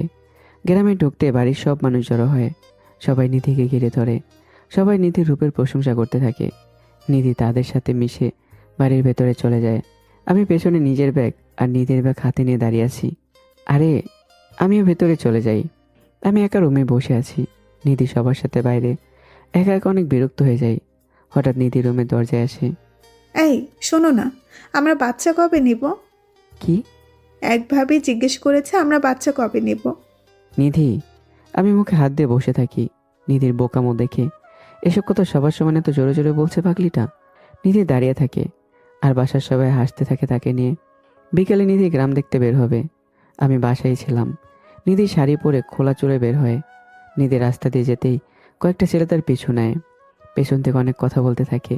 নিধি এসব জানে না, তাই নিধি কানেও নেয় না। কিন্তু ছেলেরা একসময় খুব কাছে চলে আসে। এবার নিধি রেগে যায়। নিধি এক ঝটকায় ঘুরতেই বাতাসের একটা ঝাপটা ছেলেদের দূরে ফেলে দেয়। নিধি আবারও ঘুরে হেঁটে চলে যায়। গ্রামের ভেতরে এসে দেখে আমি খাল পাড়ে এসে বসে আছি। নিধি এসে আমার পেছনে দাঁড়ায়। তো স্যার এখানে কি করছেন? যখনই গ্রামে আসি তখন এখানে বসে থাকি। কেন? এখানে আমার বড় হয়ে ওঠা। আমিও বসবো। নিধি সোজা আমার কোলেই বসে। আরে, কিছু বলবে? না কিছু না। নিধি হেসেই খালে ঢিল ছোড়ে। রাতে নিধি গ্রামের কিছু মেয়ের সাথে আড্ডা দিতে থাকে আর আমি ছিলাম বাইরে। আমি গ্রামের একটা লোকের বাসায় যাই। তো তোমার কথা শুনে বুঝলাম যে খুব চালাকি করে কালো জাদু করেছে কাব্য। বুড়ো লোকটা চশমা ঠিক করতে করতেই বলল, জি আমি জানি, এই জন্য আপনি আমাকে সাহায্য করতে পারবেন। সেটা পারবো, কিন্তু কিছুদিন সময় লাগবে। ততদিন তোমরা এখানেই থাকো। এই গ্রামে তোমাদের কোনো সমস্যা হবে না। ধন্যবাদ। তারপর আমি সেখান থেকে বেরিয়ে যাই। বাসায় এসে দেখি নিধি টেবিলে বসে আছে। বাকি সবাই ঘুমিয়ে গেছে। ঘুমাওনি? তুমি আসোনি, কিভাবে ঘুমাবো? এসো খেয়ে নেই। আমি টেবিলে বসি। নিধি খাবার বেড়ে দেয়। নিজ হাতে নিধিকে খাইয়ে দেই। আচ্ছা আমরা বাচ্চা কখন নিব? তোমার বাচ্চা লাগবেই? আসলে আজ সবার বেবি দেখে আমার কেমন যেন লাগতেছিল। আচ্ছা, আমরা নেব খুব শীঘ্রই। আচ্ছা। আমি হেসে মাথায় হাত বুলিয়ে দিই। খাওয়া শেষ করে নিধি আর আমি চলে যাই। নিধি গিয়ে একটা বালিশ ফেলে দেয়। কি হলো এটা? আমি তোমার বুকে ঘুমাবো। উফ, আচ্ছা ঠিক আছে। আমি শুয়ে পড়ি আর নিধি আমার বুকের উপর শুয়ে পড়ে। আমি নিধির মাথায় হাত বুলিয়ে দিতে থাকি। নিধি আমাকে জড়িয়ে ধরে ধীরে ধীরে ঘুমিয়ে পড়ে। নিধি ঘুমোতেই তাকে শুয়ে দিয়ে উঠে বারান্দায় দাঁড়িয়ে কাউকে কল দেই। কোনো তথ্য পেলি? ওই দিন আনিকা বাসায় আসার কয়েক মিনিট পর নিধি বেরিয়ে যায়। কিন্তু নিধি বলেছিল আনিকা বের হয়ে গিয়েছে তার আগেই। হ্যাঁ, কিন্তু আনিকা দরজার কাছে এসে আবার বাসার ভেতরে চলে যায়। কিন্তু নিধি তো বলেনি। হয়তো দেখেনি। আরে হ্যাঁ, নিধি বের হবার পর একটা কালো জামা পরা লোক দরজার সামনে দাঁড়ালে আনিকাই দরজা খোলে। তুই শিওর? পুরোপুরি। আচ্ছা। আমি কল রেখে দেই, গিয়ে নিধির পাশে বসি, মাথায় হাত বুলে কপালে একটা চুমু দেই। ছোঁয়া পেতেই নিধি চোখ খুলে খিলখিল করে এসে আমাকে বুকে টেনে নেয় আর ডানা মেলে আমাকে জড়িয়ে ধরে। তারপর আমি হেসে নিধিকে জড়িয়ে ধরি। ঘুমাবে না? নিধিকে জড়িয়ে ধরে ঘুমিয়ে পড়ি। সকালে আমি উঠে চমকে যাই নিধিকে দেখে। এটা কি অবস্থা? তাকে দেখি গ্রামের মেয়েদের মতো জামা পরে আমার সামনে দাঁড়িয়ে আছে, এলোমেলো চুল। এ কি অবস্থা তোমার? প্রায় এবারই এমন, তাই আমিও এমন সেজেছি। ওহ নিধি, আমি ভাবলাম তোমাকে ভূতে ধরেছে। এই শোনো না, এখানে নাকি তেঁতুল গাছ আছে, আমায় নিয়ে যাবে? এখন? হ্যাঁ, আমি ফ্রেশ হয়ে নেই। এখনই হয়ে যাবে। মানে? নিধি উপরে ইশারা করে। তাকে দেখে উপরে শূন্য একটা বালতি ভেসে আছে। আমি সরার আগেই বালতি করে আমার গায়ে পানি ঢেলে দেয়। আমি পুরো ভিজে যাই। এবার চলো। আমাকে টেনে নিয়ে যায় নিধি। আমি তো বেচারা হাঁটা শুরু করে দেই। তেঁতুল গাছের নিচে এসে দেখি সেখানে কোনো তেঁতুল নেই। দেখলে এখানে সে লাভ হলো না, গাছে কোনো তেঁতুল নেই। আছে তো। নিধি গাছে হাত রাখে। আমি তাকে দেখি পুরো গাছে তেঁতুল ঝুলছে। নিধি, এভাবে তোমার শক্তি ব্যবহার করছো কেন? আমি তেঁতুল খাবো, পেড়ে আনো। গাছের দিকে তাকাই, বেশ উঁচু। আমি হাতে ঢিল নিয়ে মারি, কিন্তু অবাক করার বিষয়ে গাছের ডালগুলো নিজেই সরে যাচ্ছে, যেন আমার সাথে মশকরা করছে। আমি কিছুক্ষণ চেষ্টা করে হাঁপিয়ে যাই। নিধের দিকে তাকিয়ে দেখি সে হাসছে। এসব তুমি করছো তাই না? নিধি গাছের দিকে তাকায়, অনেকগুলো তেঁতুল ঝরে পড়ে। নিধি সেগুলো নিয়ে হাঁটতে থাকে, আমিও পিছু পিছু হাঁটতে থাকি। আমি ভেবেছিলাম এই গাছে কোনো জিনটিন থাকবে। ছিল তো, মারা গেছে। ও, তুমি কিভাবে জানো? আমি একটু হেসে আকাশের দিকে তাকাই। তার ছোটবেলায় একদিন আমি আর ডেভিল কাব্য এখানে একদিন আসি। তো ডেভিল কাব্য তেঁতুল কিভাবে পারবি? ভাই, আমাদের নাম না বেশ বড়। তোর নাম রাখা হয়েছিল তুষার, আর আমি কাব্য। এখন আমার নামটাও তোর লাগবে। ভাই, এর জন্য এতটুকু পারবি না? আরে দূর। জন্মের সময় দুজনের নাম আলাদা আলাদাভাবে রাখা হয়েছিল, তুষার আহমেদ কাব্য। কিন্তু কাব্য নামটা দুজনেরই পছন্দ, তাই দুজনে একই নাম ব্যবহার করি। এতে কারো সমস্যা হয় না, কারণ ডেভিল কাব্য শুধু কাব্যর কাছে আসে। সে কারোর সাথে তেমন কথা বলে না, বেশ শান্ত মেজাজের। আমি গাছ বেয়ে উঠতেই একটা ছায়া আমাকে ধাক্কা দিয়ে ফেলে দেয়। ডেভিল সেদিকে তাকিয়ে দেখে আমি ব্যথা পেয়েছি। ডেভিল রেগে গেছে গাছের উপর উঠে। আমি উঠে দিকে সামনে ডেভিল তেঁতুল নিয়ে দাঁড়িয়ে আছে, কিন্তু ওই ছায়া। ডেভিল কাব্য উপরে তাকায়। আমি তাকিয়ে দেখি সেই ছায়া গাছে ঝুলছে, বেঁচে নেই। দুজনেই হেসে হাঁটা শুরু করি। স্মৃতিগুলো মনে করে আমি হেসে নিধিকে নিয়ে বাসায় ফিরে আসি। বাসায় ফিরে দেখি গ্রামের অনেকেই আছে। একজন নিধিকে বিকেলের জন্য তৈরি হতে বলে। বিকেলে আমার কাজিনের গায়ে হলুদের অনুষ্ঠানের আয়োজন করতে হবে। নিধিও বেশ খুশি হয়ে যায়, কারণ সে আগে এসব দেখেনি। বিকেলে নিধি শাড়ি পরে বের হয়। বাইরে অনেক মানুষ। নিধি বেরোতেই সবার চোখ নিধির দিকে, কারণ সে পরী আর তার মায়া সবার উপর কাজ করে। আমি বেরিয়ে অবস্থা দেখে একটু বিরক্ত হয়ে যাই। আমি এগিয়ে গিয়ে নিধির সামনে গিয়ে দাঁড়াই। এরপর নিধির চোখের কাজল থেকে একটু কাজল হাতে নিয়ে নিধির ঘাড়ে একটা ফোঁটা দিয়ে দেই, এটা কেন? যেন কারো নজর না লাগে। লাগবে না, তোমার নজরই লাগবে। হ্যাঁ। নিধি বাকিদের সাথে অনুষ্ঠানের আয়োজন করতে ব্যস্ত হয়ে যায়। আমি সবসময় দূর থেকে নিধির দিকে নজর রাখছি। সন্ধ্যায় মানুষ বাড়তে থাকে, আমিও কিছু কাজে ব্যস্ত হয়ে পড়ি। নিধি সবার সাথে কাজ করছে। নিধি কাজ করতে করতে এক জায়গায় বসে পড়ে। সামনে একটা দম্পতি বসে আছে। মেয়েটা হাতে মেহেদি দিয়ে বসে আছে, আর তার বর কিছুক্ষণ পরে সেই তার কাজে সাহায্য করছে। নিধি ঠোঁট ফুলিয়ে রাখে। আমি কোথায় গেলাম? আমি কি তার কথা ভুলে গেলাম? এসবই ভাবছিল। নিধি উঠে হাঁটা শুরু করবে, তখনই আমি গিয়ে হাজির। আমি জানি রেগে আছো। আমি নিধিকে বসিয়ে দেই, তারপর পকেট থেকে মেহেদি বের করে নিজের হাতে মেহেদি দিতে থাকি। নিধি অবাক হয়ে যায়, কিন্তু আমার দিকে তাকাতে নিধির হাসি পাচ্ছে। আমার মেহেদির গ্রান পছন্দ না, তাও আমি নাক উঁচু করে আছি। মেহেদি দেওয়ার পর নিধি সবাইকে দেখাতে থাকে আর বলতে থাকে এটা তাকে আমি বানিয়ে দিয়েছি। নিধির পাগলামো দেখে আমিও বুঝতে পারছি না যে কি করব। নিধিকে একটা জায়গায় বসে। অনুষ্ঠানও শুরু হয়ে গেছে। অনেক ছোট বাচ্চারা নাচছে। নিধি হাতে মেহেদি দিয়ে বসে আছে। আমি এসে এক গ্লাস জুস দিয়ে যাই। আমি খাবো কিভাবে? ও হ্যাঁ, খাইয়ে দাও। আমি জুস খাইয়ে দেই নিধিকে। শোনো, হুম। এদিকে এসো। আমি ঝুঁকতেই আমার পাঞ্জাবিতে নিধি মুখ মুছে নেয়। এটা কি হলো? আমার ইচ্ছা। ঠিক আছে ম্যাম, বসেন আপনি। আমি কিছু কাজ সেরে আসি। শোনো না, আবার কি? আসার সময়। আইসক্রিম? হুম। আচ্ছা। আমি চলে যাই। এই যে ম্যাম, এখানে কি না তো, কেন? কোনো সাহায্য লাগবে? একদম। একটু পর সেই ছেলেটাকে একটা গাছের একদম চূড়ায় দাঁড় করে রেখে দেয় নিধি। এসে আবার অনুষ্ঠানে বসে। এদিকে আমি চলে যাই বাজারে নিধির জন্য চুড়ি কিনতে। দোকান থেকে সেরা এক জোড়া চুড়ি কিনে বাড়ির দিকে হাঁটা শুরু করে দেই। বাড়িতে ঢুকতেই নিধিকে খুঁজতে থাকি, কিন্তু অনুষ্ঠানে নিধি নেই। তাহলে কোথায় গেল পাগলিটা? মনে একটা ভয়ও জাগে। আমি এদিক ওদিক খুঁজতে থাকি। কিছুক্ষণ খোঁজার পরই রুমে এসে নিধির অবস্থা দেখে যে আমি কি বলবো কিছুই বুঝতে পারছি না।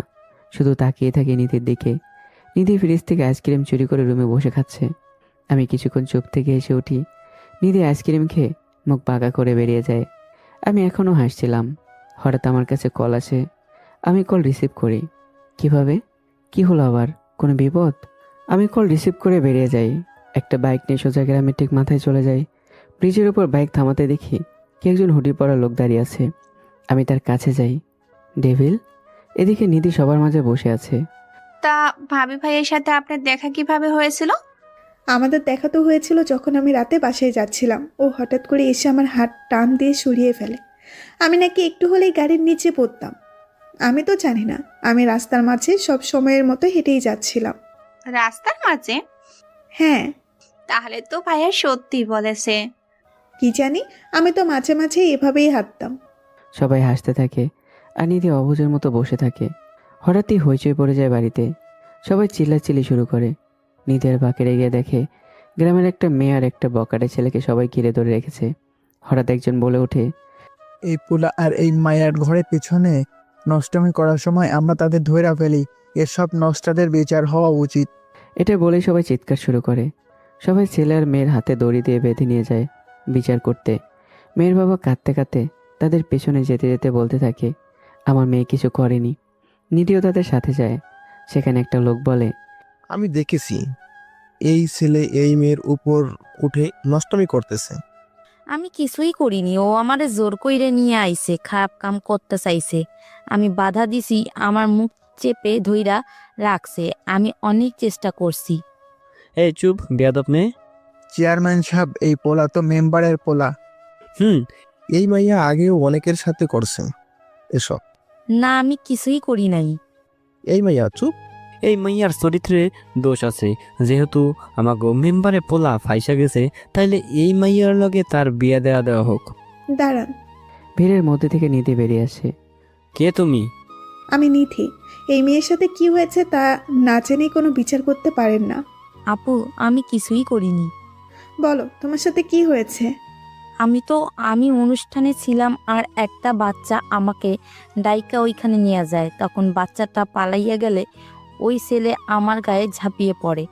আমার মুখ বন্ধ কইরা আমার ইজ্জত নেওয়ার চেষ্টা করে। অনেক আগের থেকেই ও আমার পিছনে ছিল, আমাকে প্রেমের প্রস্তাবও দিত। এই মাইয়া চুপ। আপনি চুপ। এই মাইয়া চুলের মুঠি ধরে বাইর করে দিমু। গায়ে হাত দেওয়ার চেষ্টা করলে পুরো গ্রামকে আগুনে পুঁততে হবে। হঠাৎ চারদিকে বাতাস বইতে শুরু করে। সবাই একটু ঘাবড়ে যায়। চেয়ারম্যান, সব বাদ দেন। এই মাইয়ার নিজের চরিত্র ঠিক আছে কিনা কে জানে। এটা বলতে বলতেই একটা ঘুষি পড়ে ছেলেটার মুখে। ছেলেটা উড়ে গিয়ে দূরে পড়ে। নিধির সামনে এসে দাঁড়াই আমি একটা চেয়ার নিয়ে ছেলের গায়ে মারি। চেয়ার ভেঙেও যায়। কাব্য, কি বলেন কি? আপনার পুরো বিচারের ভিডিও ইতিমধ্যেই কার্যালয়ে পাঠানো হয়ে গেছে। আর একটু পরেই তুই এই চেয়ারম্যানের পদ থেকে বাইরে। আর তোর সাহস কীভাবে হয় আমার বউয়ের ব্যাপারে কথা বলার? তোকে তো বলে আমি মাটিতে পড়ে থাকা ছেলেটার পায়ে জোরে একটা বাড়ি মারি। ছেলেটা চিৎকার দিয়ে ওঠে। কাব্য, থামো। আমি তো ভালো কথাই বলেছি। এই নষ্টা মেয়ের। আমি গিয়ে চেয়ারম্যানের সামনে দাঁড়াই। কে নষ্টা কিভাবে বলেন? এই মেয়ে এখনও ঠিক আছে, ও চরিত্র এখনও ঠিক আছে, আর ওর বিয়ে আমি দেব। চেয়ারম্যান আর কিছু বলে না। মেয়েটা ছুটে তার বাবার দিকে গিয়ে কাঁদতে থাকে। একটু পরে পুলিশ এসে চেয়ারম্যানকে আর সেই বকাটে ছেলেকে ধরে নিয়ে যায়। চেয়ারম্যানের নামে আরও অনেক অভিযোগ ছিল। আমি নিধির সামনে এসে দাঁড়াই। বাবা, এত রাগ! এর রাগার সাহস আগে তো দেখিনি। কি বললে জানো? আমার বইয়ের ব্যাপারে বললি কেন?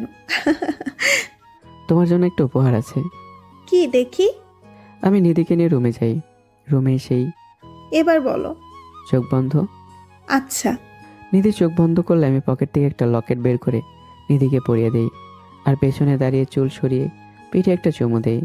নিধি কেঁপে ওঠে, চোখ খুলে লকেট দেখে এসে ওঠে। কি সুন্দর। চলো। আবার কোথায়? আমি নিধিকে নিয়ে বেরিয়ে যাই। নিধির চোখ বেঁধে একটা স্থানে নিয়ে আসি। একটা জায়গায় সে নিধিকে বসে চোখ খুলে দেই।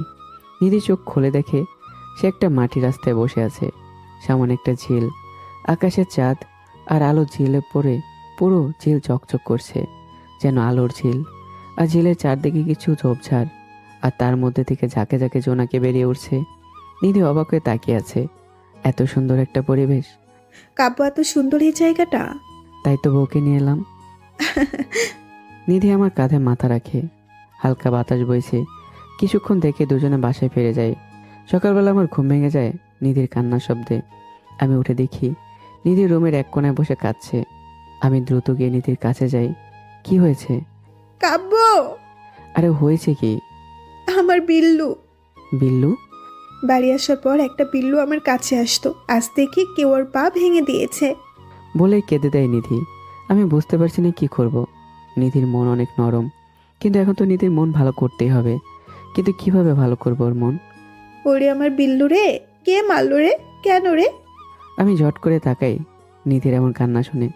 এটা কিভাবে কাঁদছো? গ্রামের এক আন্টিকে এভাবে কাঁদতে দেখেছি, ভাবলাম এভাবে কাঁদলে হয়তো ভালো লাগে।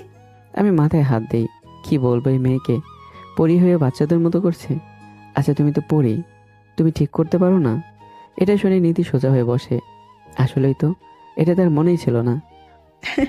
সরি, ভুলে গেছিলাম। খুব ভালো করেছে নাফা। নিধি হেসে বেড়ালটাকে নিয়ে আসে। কোলে নিয়ে কয়েকবার হাত বোলাতেই বেড়ালটা আবার ঠিক হয়ে যায়। আমার বিল্লু। নিধি বেড়াল নিয়ে বসে থাকে। আমি তাকিয়ে তাকিয়ে দেখি। একটু পরে বাইরে বের তোড়জোড় চলতে থাকে। নিধি বেড়াল নিয়েই সবার সাথে কাজ করতে ব্যস্ত। আমি তখন ঘুমিয়েছিলাম। হঠাৎ আমার মুখের উপর একটা চুলের ঝাপটা লাগতেই আমি ঘুম থেকে উঠে বসি। নিধি হি হি করে হাসছে। আমি কি বলবো বুঝতে পারছি না। কাব্য, সবাই বলছে শাড়ি পরতে। তো পরো। আমি পরতে পারি নাকি? আচ্ছা আসছি। আমি উঠে গিয়ে নিধিকে শাড়ি পরিয়ে দিই। নিধি হেসেই চলে যায়। আমি রেডি হয়ে বের হই। আমি একটু হাঁটতে আমার সামনে এসে দাঁড়ায় রিমি, আমার গ্রামের একটা মেয়ে যে আমাকে আগে পছন্দ করত। এখনও কিন্তু আমি তা জানি না। আমি ভাবি রিমি আমাকে ভাই ভাবে। হাই কাব্য, আরে তুমি? কেমন আছো? হ্যাঁ ভালো, তুমি? আগে ছিলাম না, তোমাকে দেখার পর ভালো আছি। মানে? না কিছু না। তো বলো, দিন কেমন যাচ্ছে? ভালোই। চলো কোথাও গিয়ে বসে কথা বলি। আচ্ছা চলো। আমি আর রিমি পুকুর পাড়ে বসি। দুজনে এটা ওটা নিয়ে কথা বলতে থাকি। হঠাৎ সেখানে নিধি চলে আসে বেড়াল নিয়ে। নিধি দুজনকে একসাথে দেখে কিছুক্ষণ তাকিয়ে মুখ বাঁকিয়ে চলে যায়। আমি বুঝলাম আমার কপালে দুঃখ আছে। আমি দ্রুত উঠেই নিধির পেছনে যাই, কিন্তু নিধিকে খুঁজে পাই না। হঠাৎ দেখলাম নিধি একটা ছেলের সাথে কথা বলছে, তাও হেসে হেসে। পেছনে দাঁড়াতেই ছেলেটা আমাকে দেখে সরে যায়। নিধি ঘুরে। যখন তুমি মেয়েদের সাথে কথা বলো। আরে আমি তো, আর রিমি তো। কি কি? হ্যাঁ কি? ও ছোট বোনের মতো। হ্যাঁ হ্যাঁ, সব বুঝি। এখন থেকে তুমি আমার সাথে থাকবা সব সময়। আচ্ছা। আচ্ছা না। তাহলে? নিধি তার আঁচল দিয়ে আমার হাত বেঁধে দেয়। আঁচলে বেঁধে রাখলাম। আমি এসে নিধিকে বুকে টেনে নেই। নিধিও হেসে দেয়। বিয়ের কাজ শেষ হবার পর নিধি সবার সাথে বসে থাকে, আর আমি বেরিয়ে যাই। এনায়েতের বাসায় চলে যাই। কাব্য, আমি এই কালো জাদুর ব্যাপারে খোঁজ নিয়েছি। সেই দুটো কাগজ সেই মেয়েটার পেটের ভিতরে আছে। এটা একটা অভিশাপ হয়ে গেছে। এটা কাটানোর একটাই উপায় আছে। কি সেটা? এই অভিশাপ কেউ নিজের উপর নিতে হবে, আর যে নেবে সে কখনো কাউকে ভালোবাসতে পারবে না। আর যদি ভালোবাসে তাহলে সেই লোক বা নারী মারা যাবে। এমন অভিশাপ কেউ নিতে চাইবে না। অন্য কোনো উপায় নেই? দেখো, এছাড়া কোনো উপায় নেই। কিন্তু এই অভিশাপ কে নেবে? আমি নেব। আমি পেছনে তাকিয়ে দেখি ডেভিল দাঁড়িয়ে আছে। তুই? কিন্তু ভাই তুই? হ্যাঁ, কারণ আমি ডেভিল, কাউকে ভালোবাসতে পারি না, তাই আমার জন্য এটা সমস্যা না। না, আমি এটা তোকে করতে দেব না। ডেভিল এসে আমার কাঁধে হাত রাখে। ফ্রিতে করব না, এর বদলে বাবা মাকে বলিস যেন মন থেকে একটু হলেও কোনোদিন ভালোবাসে। বলিস আমারও কিছু দায়িত্ব আছে। বলেই ডেভিল এনায়েতের থেকে নিয়ম অনুযায়ী সেই অভিশাপ নিজের ওপর নিয়ে নেয়। নিয়ে শেষ হলে ডেভিল উঠে দাঁড়ায়। আমি ছুটে গিয়ে তাকে জড়িয়ে ধরি। আরে বউকে জড়িয়ে ধর, প্রফিট পাবি। তুই বদলাবি না। কখনো না। বলেই ডেভিল হেসে বেরিয়ে যায়। উপরওয়ালা কিছু ভেবে তোমাদের ভাই বানিয়েছেন। একদম। আমি সেখান থেকে বেরিয়ে বাসায় ফিরে আসি। বাসায় এসে দেখি নিধির শরীর কেমন চকচক করছে। নিধির উপর থেকে কালো ছায়া সরে যাওয়া এমন হয়েছে। আমি গিয়ে নিধির পাশে বসি। জানো, আজ আমি লুডো খেলা শিখেছি। ও তাই? ভালো তো। হ্যাঁ, তুমি পারো? একদম না। আমি শিখাবো তোমাকে। আচ্ছা ঠিক আছে ম্যাম। নিধি হেসে আমাকে বলতে থাকে। আর আমাদের বাসার ছাদের উপর দাঁড়িয়ে আছে ডেভিল কাব্য, তার ডানা মেলে, মুখে হালকা হাসি। পরদিন সকালে নিধি আর আমি শহরে যাবার উদ্দেশ্যে বেরিয়ে পড়ি। নিধি সেই বেড়ালটাকেও নিয়ে নেয়। নিজেদের বাসায় ফিরে নিধি বেড়ালটাকে কোলে নিয়ে সোফায় বসে পড়ে। আমি গিয়ে রুমে সব কিছু রেখে দেই। জুস খাবে? হুম। আমি গিয়ে জুস এনে নিধিকে দেই আর রুমের কিছু কাজ করতে থাকি। হঠাৎ বাইরে দরজায় নক হয়। নিধিকে দরজা খুলতে রেগে আগুন। সামনে রিমি দাঁড়িয়ে আছে। কাব্য কোথায়? আমিও সেখানে এগিয়ে যাই। তুমি? আরে কাব্য, জানো আমরা তোমাদের পাশের বাসায় এসেছি থাকতে। নিধি বড় বড় চোখ করে ফেলে। মানে রিমি রোজ আমার সাথে ঘষাঘষি করবে এটা ভেবে? না, এটা সে হতে দেবে না। নিধি রিমির দিকে তাকায়। রিমি আমার দিকে তাকিয়ে আছে আর আমি দুজনের দিকে তাকাচ্ছি। কি হবে এবার কে জানে। এদিকে আমার তপস্যা সফল, এবার ওই পরীকে আমি বন্দি করবই। এদিকে নিধি বারান্দায় দাঁড়িয়ে আছে। আমি বিছানায় বসে আছি। কি হলো, তুমি ঘুমাবে না? আমি ঘুমাই বা না ঘুমাই তাতে তোমার কি? আরে যাও যাও, রিমির কাছে যাও। কি শুরু করলে? হ্যাঁ, শুরু তো আমিই করব। রিমি তো ভালো মেয়ে, তাই না? নিধি। কথা বলবা না আমার সাথে? আরে নিধি রেগে রুম থেকে বের হয়ে যায়। আমি উঠে তার পিছু পিছু গিয়ে দেখি নিধি ফ্রিজ খুলে আইসক্রিম বের করে খাচ্ছে। আমি হাসবো নাকি কাঁদবো বুঝতে পারছি না। কিছু না বলে শুধু তাকিয়ে থাকি। নিধি আইসক্রিম খেতেই থাকে। আমিও তাকে আর বিরক্ত করলাম না। আমি হাসতে থাকি। হঠাৎ নিধি ঘামতে শুরু করে। আমি খেয়াল করি এটা অদ্ভুত। নিধি তো কখনো ঘামে না। হঠাৎ নিধি খপ করে মাথা করে পড়ে যায়। আমি দ্রুত দৌড়ে যাই। নিধি, এই কি হলো তোমার নিধি? নিধি চোখ খোলে না। আমি তাকে নিয়ে বিছানায় শুয়ে দিই। নিধির মুখে পানি ছিটাতে থাকি, কিন্তু তাতেও কোনো লাভ হয় না। চিন্তায় পড়ে যাই। আমি ডক্টরকে কলও দেই। কিছুক্ষণের মধ্যে একজন ডক্টর আসে। চেক আপ করে তিনি বের হন। কিছুক্ষণের মধ্যেই জ্ঞান ফিরবে। ধন্যবাদ ডক্টর। ডক্টরকে এগিয়ে দিয়ে দরজার কাছে এসে দেখি একটা লোক দাঁড়িয়ে আছে। কে আপনি? নিধি ঠিক আছে? জানি না, কিন্তু কে আপনি? আমি নিধির বাবা। ও আপনি? দুজন ভাষার ভেতরে যাই। কি হয়েছিল ওর সাথে? জানি না, হঠাৎ ও জ্ঞান হারায়। ও কিছু খেয়েছিল বাইরের? আইসক্রিম। না, তাও এমন হওয়ার কথা না। হঠাৎ দুজনে শুনি নিধি উঠেছে। আমি আর নিধির বাবা রুমে যাই। দুজনে সামনে যেতেই নিধি চোখ খোলে। নিধি? নিধি চোখ খুলে আমার দিকে তাকায়, তারপর তার বাবার দিকে তাকায়। বাবা। কি হয়েছিল তোমার? আমার কি হবে? কিছু না। তাহলে? আমি তো ঘুম থেকে উঠলাম। আমি আবারও হেসে দেই। এই নিধি ভালো মজা করতে পারে। তা তুমি এবার ওঠো। বাবা, এই ছেলেটা কে? কতটা শুনেই যেন আমার পায়ের তলার মাটি সরে যাচ্ছে। মানে? এই ছেলেটা কে? আর আমরা এখন কোথায়? বাসায় যাব না? তুমি কাব্যকে চিনতে পারছো না? না তো। বাদ দাও, চলো আমি বাসায় যাব। নিধি, আমি কাব্য। কি হয়েছে তোমার? আমার উপর রাগ করে এসব বলছো? আমি কখনো রিমির কাছে যাব না, প্রমিস। কে আপনি? বাবা চলো বাসায় যাব। নিধি উঠে দাঁড়ায়। নিধির বাবা অবাক। নিধি উঠে দরজার কাছে যায়। আমি দৌড়ে গিয়ে দেখি নিধি নেই। সে আমাকে ফেলে চলে গেছে। আমি খপ করে বসে পড়ি।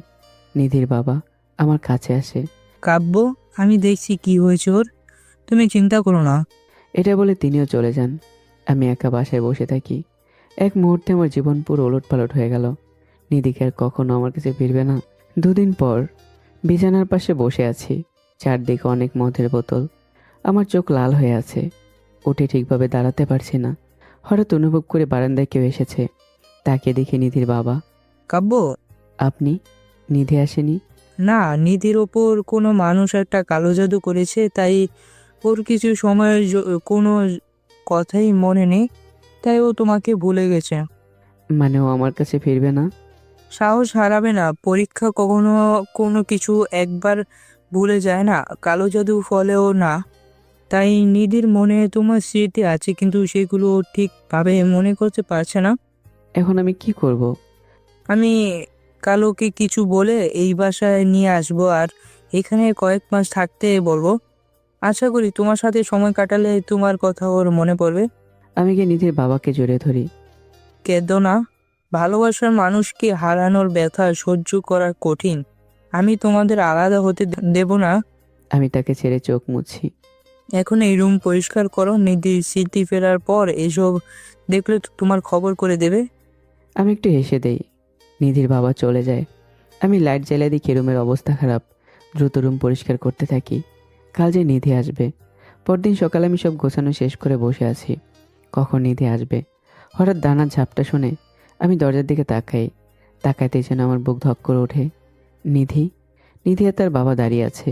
নিধিকে অবিশ্বাস্য সুন্দর লাগছে। নিধি, কাব্য আবার বন্ধুর ছেলে, তুমি এইখানে থাকবে কিছু সময় বলেই তো দিয়েছি।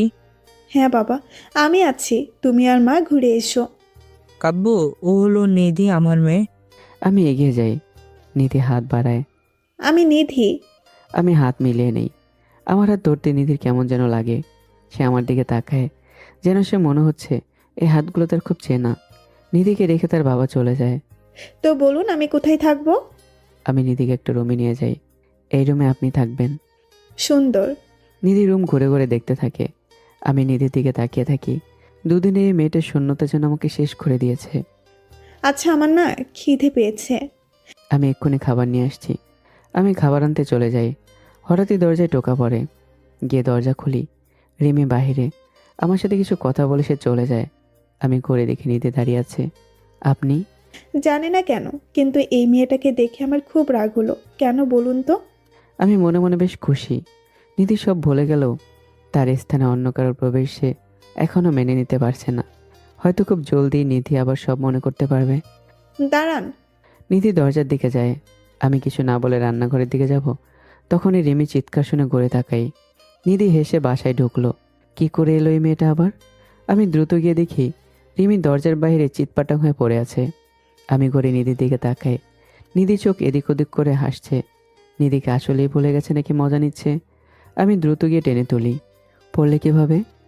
তা তো জানি না, মানে? হঠাৎ মনে হলো কেউ আমাকে ধাক্কা দিয়ে ফেলে দিল। ব্যাপার না, বাসায় কি বিশ্রাম নাও। আমি রিমিকে এগিয়ে দিয়ে বাসায় ফিরে আসি। বাসায় এসে দেখি নিধি সোফায় আছে। আমি গিয়ে সামনে দাঁড়াই। এটা কেন করলে? আমার ওকে পছন্দ না, তাই। পছন্দ না হলে ফেলে দেবে? হ্যাঁ। কি? নিধি সোফা থেকে উঠে নিজের রুমে চলে যায়। সব ভুলে গেলেও এই মেয়ের ব্যবহার আর আচরণ আগের মতোই। আমি মাথা চুলকে দাঁড়িয়ে থাকি। বিকেলে সোফার মধ্যে ঘুমিয়ে আছি। তখনই নিধি এসে আমাকে ধাক্কা দিতে থাকে। চোখ খুলে দেখি নিধি সামনে দাঁড়িয়ে, হাতে একটা শাড়ি। উঠবেন একটু? বলুন। এটা কিভাবে পরে? এটা তো শাড়ি, শাড়ির মতোই পরবে তাই না? আমি পারি না, শিখিয়ে দিন। আমি? এখানে অন্য কেউ নেই। আচ্ছা।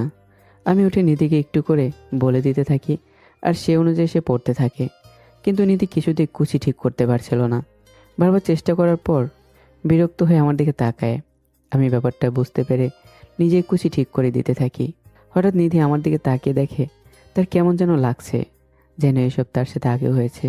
খুব ইচ্ছে করছে আমার মাথায় হাত বোলাতে, কিন্তু নিধি নিজেকে কন্ট্রোল করে নেয়। আমি শাড়ি পরানো শেষ করি। এবার আমি ঘুমাই। আমি শুয়ে পড়ি। নিধি চুপ হয়ে রুমে চলে যায়। আমি চোখ খুলে নিধি চলে যাওয়া দেখি। নিধি রুমে কে বিছানায় বসে পড়ে। কেন তার মধ্যে অনুভূতি হচ্ছে সে বুঝতে পারছে না। আমি কে, তার কি হই, খুব কাছের কেউ, সে কিছুই মনে করতে পারছে না। আমি বাইরে থেকে নিধির অস্থিরতা খেয়াল করি, কিন্তু কিছু বলিও না। তারপর নিজেই ফিরে আসি নিজের রুমে। এদিকে একটা গ্রামের মধ্যে একটা ছেলে আর একটা মেয়েকে বেঁধে রাখা হয়েছে। তারা প্রেম করে, তাই গ্রামের প্রতিটা মানুষ তাদের শাস্তি দিতে চায়। দুজনকে একটা সুযোগ দেয়, হয় একে অন্যকে বলতে হবে বা শাস্তি পেতে হবে। ছেলে আর মেয়েটা একে অন্যকে ছাড়বে না। তখনই ভিড় ঠেলে বেরিয়ে আসে ডেভিল কাব্য। এসে ছেলে মেয়ের হাতের বাঁধন খুলে দেয়। যাও এখান থেকে, কিন্তু মেয়েটাকে নিয়ে পালাও। ডেভিল ছেলেটা আর মেয়েটার যাবার রাস্তা করে দিলে দুজনেই পালায়। গ্রামের সবাই ডেভিলের উপর ক্ষিপ্ত হয়ে যায়। ডেভিলকে মারতে সবাই এগিয়ে আসে। ডেভিল মাঝে একটা চেয়ারে বসে আছে। ছেলে আর মেয়েটা গ্রাম থেকে অনেক দূরে পালিয়ে যায়। একটু পর দেখা যায় ডেভিল গ্রামের বাইরে দাঁড়িয়ে আছে। ডেভিল পেছনে থাকায় পেছনে পুরো গ্রাম আগুনে পড়ছে। এদিকে আমি সোফায় ঘুমাচ্ছিলাম। হঠাৎ দরজায় কারো টোকা পড়ে। আমি উঠেই দরজা খুলি। বাইরে দাঁড়িয়ে আছে ডেভিল। তুই? ভাই, খিদে পেয়েছে, কিছু খেতে দাও। ভেতরে আয়। আমি ডেভিলকে নিয়ে রুমে চলে আসি। ডেভিল খেতে বসে। নিধি সব ভুলে গেছে। মানে? কেউ কালো জাদু করেছে, তাই নিধি সব ভুলে গেছে। ডেভিল কিছু একটা ভেবে হাত ধুয়ে উঠে পড়ে। খেয়ে নে। আগে কাজ শেষ করে আসি। ডেভিল বেরিয়ে যায়। আমার একটু খারাপ লাগে। সকালে উঠে দেখি আমি আবারও সোফায় ঘুমিয়েছিলাম, কিন্তু নিধি কোথায়? আমি উঠে ফ্রেশ হয়ে নিধির রুমে গিয়ে দেখি নিধির রুমে অনেক ফুল ফুটে আছে প্রতি ট্যাবেই। আমি এসে তাকিয়ে দেখি নিধি জানালার পাশে বসে তাকিয়ে আছে বাহিরে। রাতে খেয়েছিলেন? না, আপনি আমাকে ডাকেননি কেন? এমনি। আমি গিয়ে রান্নাঘরে রান্না করতে থাকি। নাস্তা বানাচ্ছি। নিধি এসে পাশে দাঁড়ায়।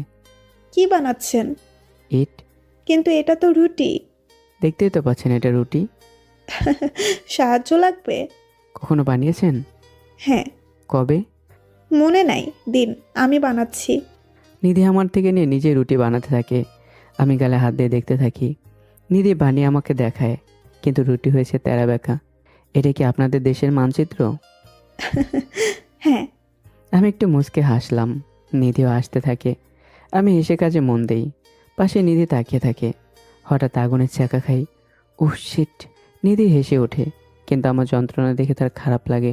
আমার হাতটা ধরে ফু দিতে থাকে। আমি অনুভব করলাম হাতের ব্যথা উধাও হয়ে গেছে। সারাদিন পেরিয়ে যায় দুজনের। রাতে নিধি আর আমি লুডো খেলতে বসি।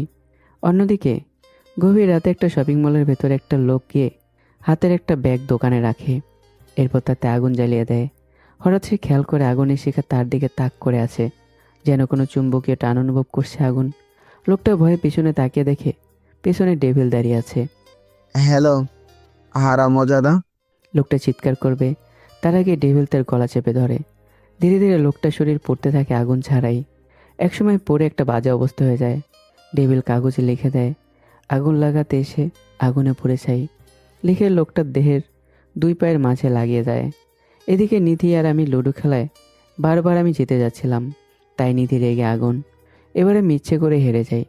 দেখলে দেখলে আমি জিতে গেলাম। হ্যাঁ, আপনি তো একদম প্রো।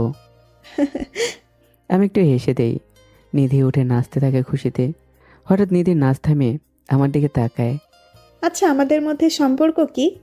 নিধির এই প্রশ্ন শুনে আমি থমকে যাই। কি উত্তর দেব নিধিকে? নিধি অবুঝভাবে তাকিয়ে আছে উত্তরের আশায়। সত্যিটা কি বলে দেব?